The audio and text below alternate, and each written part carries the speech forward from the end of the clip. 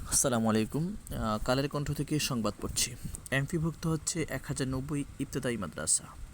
সারা দেশের 1090টি অনুদানভুক্ত স্বতন্ত্র ইবতেদায়ী মাদ্রাসা অবশেষে এমপিভুক্ত হতে যাচ্ছে।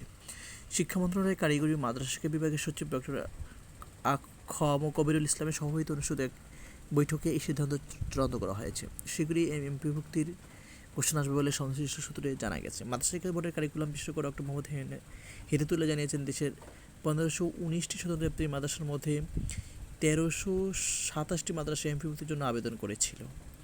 যাচাই বাছাই শেষে 1090টি মাদ্রাসাকে এমপিভুক্তির জন্য চূড়ান্ত করা হয়েছে। শর্ত পূরণ না করায় 237টি মাদ্রাসা এই তালিকায় আসতে পারেনি বলেও জানান তিনি।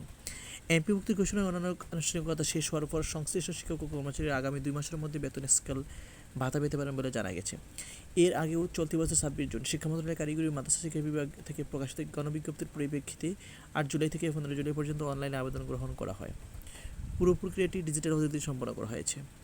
মন্ত্রণালয়ের পক্ষ থেকে জানানো হয়েছে, স্বতন্ত্র ইবতেদায়ী মাদ্রাসা স্থাপন, পাঠদান, স্বীকৃতি, পরিচালনা, জনবল কাঠামো এবং এমপি নীতিমালা 2025 অনুযায়ী নির্দিষ্ট মানদণ্ডের ভিত্তিতে এই তালিকা প্রণয়ন করা হয়েছে। ধন্যবাদ।